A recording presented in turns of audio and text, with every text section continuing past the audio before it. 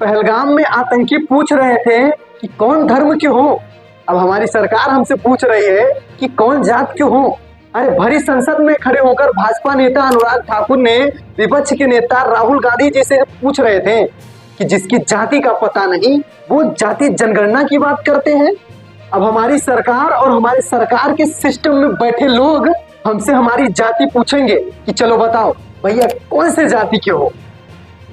पहलगाम में जब आतंकी हमला हुआ और 26 लोग मारे गए तब यही भाजपा के एक्स हैंडल से एक पोस्ट आता है, आतंकवादी धर्म पूछ के मारे, जात पूछ के नहीं। अब यही भाजपा सरकार पहलगाम में क्या हुआ इसे नजरअंदाज करके भारत के लोगों से पूछ रही है कि बताओ कौन से जाति के हो।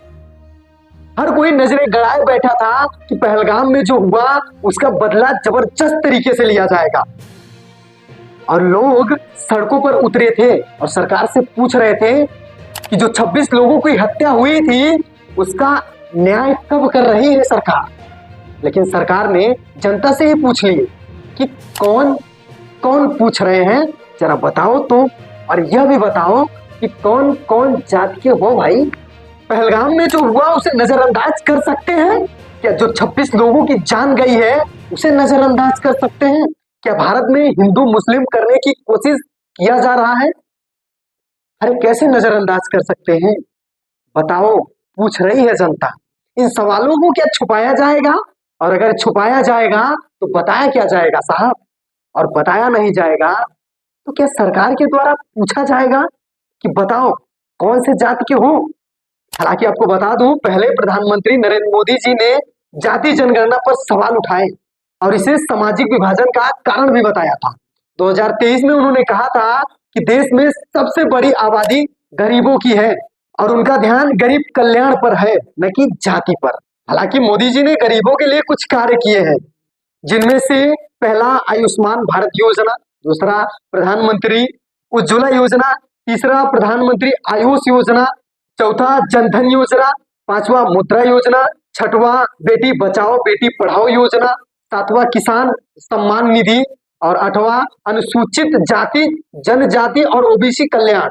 इसमें अब एक और जोड़ दिया जाएगा जो होगा जाति जनगणना। और आपको बता दूं, एक नेता के लिए वोट बहुत मायने रखता है साहब। बिहार में विधानसभा चुनाव है, क्या इस चुनाव में वोट पाने के लिए जाति जनगणना करवाया जा रहा है?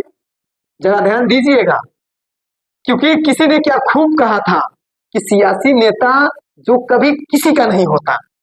बाकी पता नहीं ये सच है कि नहीं।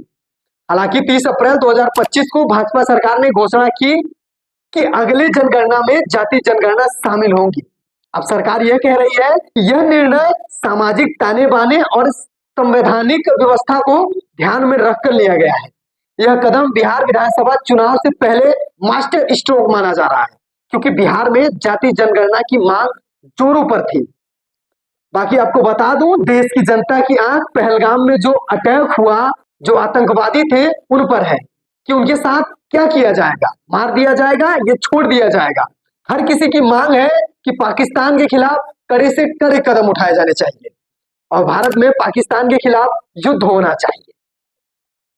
भारत की जनता आतंकवादियों की चीख सुनने के लिए बेचैन है। बाकी देखो सरकार क्या कदम उठाती है।